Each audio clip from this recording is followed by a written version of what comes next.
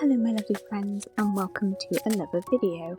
And welcome to a reading journal video that went a little wrong, but it's sort of okay in the end. So I had intended for this to be my 2025 reading journal flip through. However, I hadn't realised that I had so many spreads that I hadn't yet finished in this journal. So this is a pure reading journal with me video as I finish off my 2025 journal.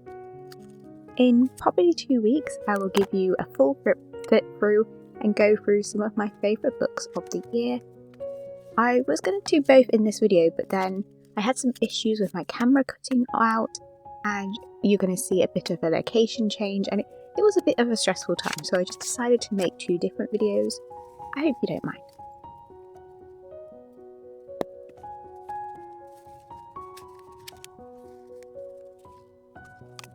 Also, I felt like in my flip through video, I wanted time to be able to talk about some of my favourite books across the year and a half that I have had in this journal. I started this journal, which I got from Flying Tiger for like £3, back in the middle of 2024, and it lasted me with just 2 pages to spare until the end of 2025. So there are a lot of books in here, and I think it'd be fun to look back across both years and the reads that I had and just chat about those books.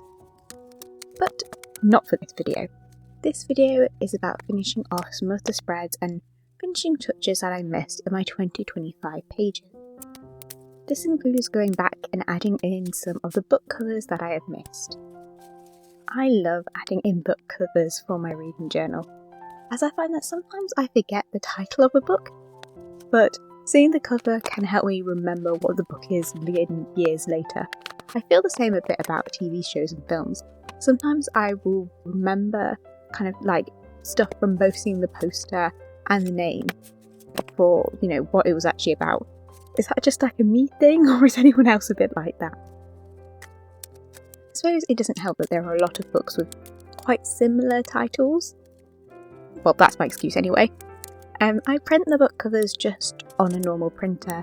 I type into Google the name of the book, copy the cover pic onto a Word document, resize it, then press print. I cut them then down to this size myself, and yeah, it's nothing fancy or complicated, but it works.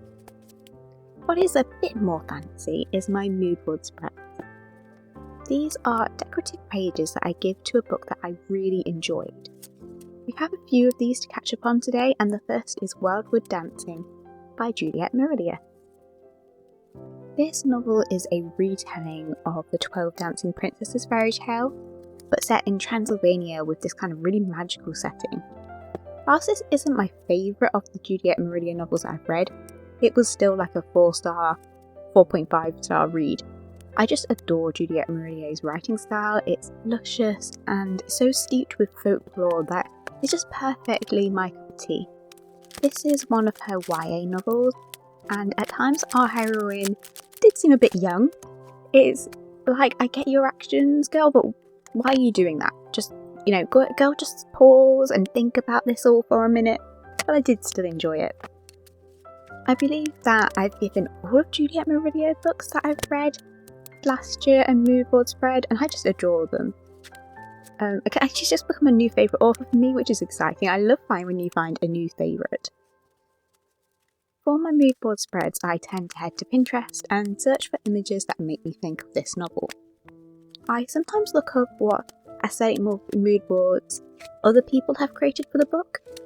If there's like a specific thing about the novel that stood out, like the location or magical elements, then I shall look into images of that and put them together. I also love using my pretty washi tapes and stickers I have collected. It's such a great place to just use washi that would otherwise just go unused. This time around I've also experimented with stamps, though I don't think I've used them the best way. This is something I will play around with more in this current year's reading journal. I think this spread turned out nicely. It's perhaps not my favourite of the spreads in this video, but I do feel like it captures the feelings and vibe of the book. Plus, none of these spreads have to be perfect. It's just fun. It's nothing serious. I don't have to share them if it doesn't turn out well, as long as it brings me a bit of joy, that's all that matters. Which is good, as this next spread really didn't turn out as I hoped. What this journaling session made me realise is that I need to look into getting some more fantasy stickers or printing my own more fantasy-leaning images, like swords, knights, dragons, that kind of thing, as I didn't really have the extras that would make this spread work as I wanted.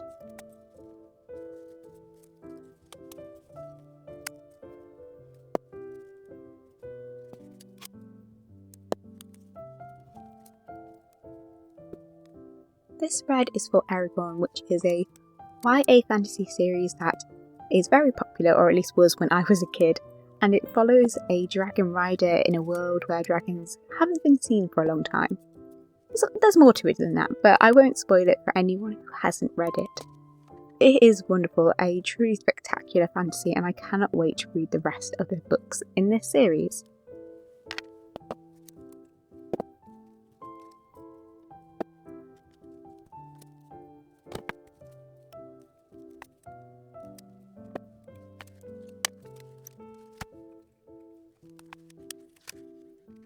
When I go into creating these spreads, I do tend to not have a lot of pre-planning, and sometimes that shows. I do feel like there is more that I could have done with this book and for this spread. However, I'm not really a perfectionist for my reading journal, and I can always do another spread for a future book in the series or next time I reread and make it more to my liking.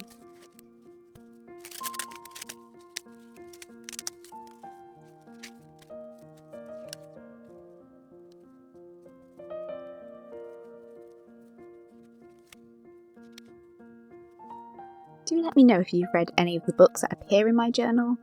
I love talking all things books in the comments, so I would love to hear your thoughts, and if you haven't, then just let me know which of the spreads you like best.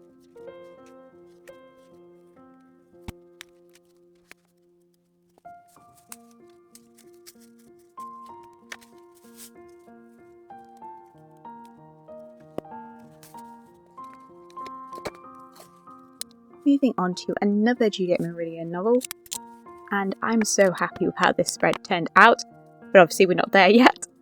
This is for Dreamer's Pool, the first book in the Blackthorn and Grimm series. This series follows a healer, Blackthorn, who makes this deal with this kind of fairy being to remain as a healer in this small kingdom for 7 years, I think, in return for being freed from this prison which she was kind of being wrongfully locked up in. There's a bit more to it than that, but again, I don't want to spoil it for anyone who wants to read it.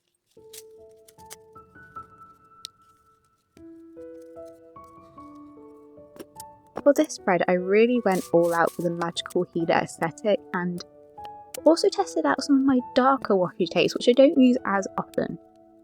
The washi tapes that I've used in this video are mostly from Notebook Therapy. Though it's expensive, I do really like their washi tapes, and I do feel they offer patterns that I have not really seen anywhere else. Not all my washi tape is from there, so there's also some from Amazon, and this kind of... It's a British... I suppose you would just call it like an everything store called The Range, and some are just ones that I've collected over the years, and I no longer remember where I got it from.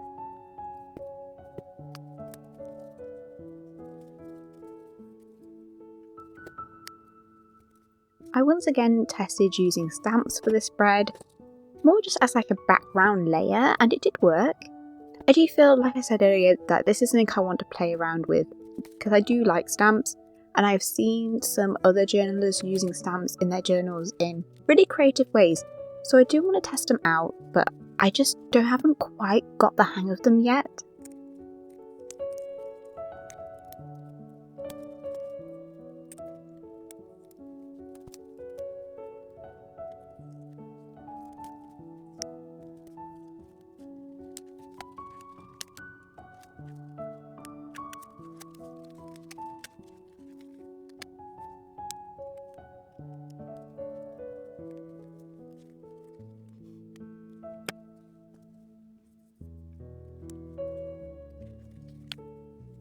I do really love how this spread turned out.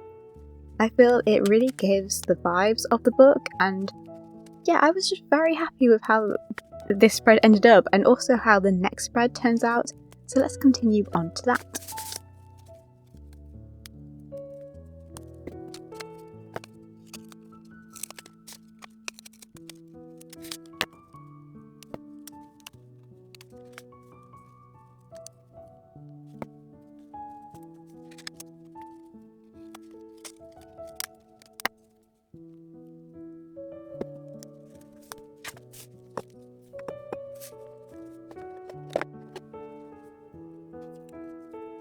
For the spread, I kind of went for a similar style as the last one.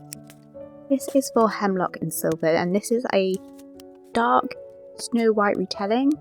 I very much enjoyed this novel, and so I wanted to give it a spread.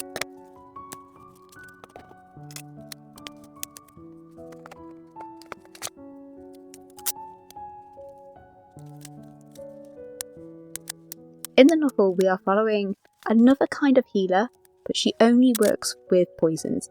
If you have a bruise or an injury, she can't help you, but if you've been poisoned, she's your girl.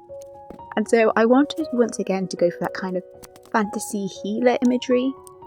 This one I found someone else's mood board spread on Pinterest, and I really liked it, so I kind of took what they did and decided to use that as the centerpiece.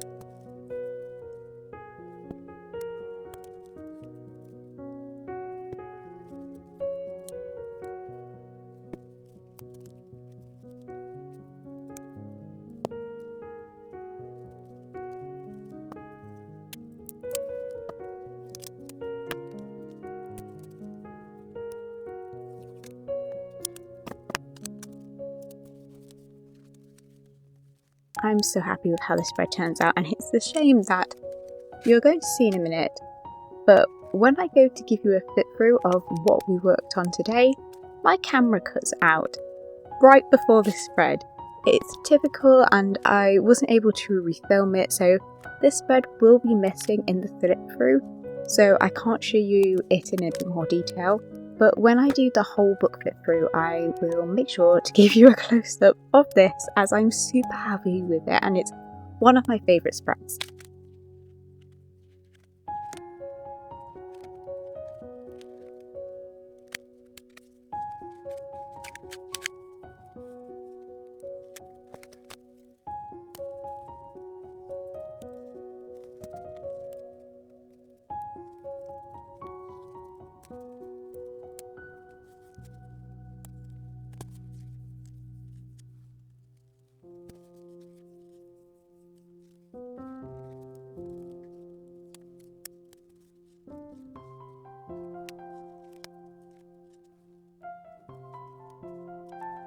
Okay, so in a moment we're going to change location.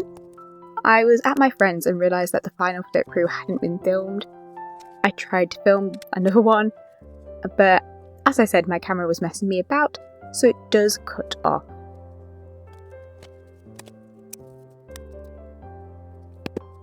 So as I show it to you, I shall also say my goodbyes and say thank you for watching this reading journal video.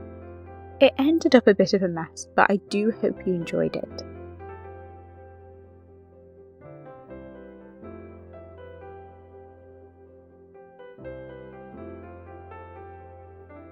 Do please like, subscribe and leave a comment. If you'd like to leave a comment but don't know what to put, just leave a smiley face to let me know that you enjoyed until the end.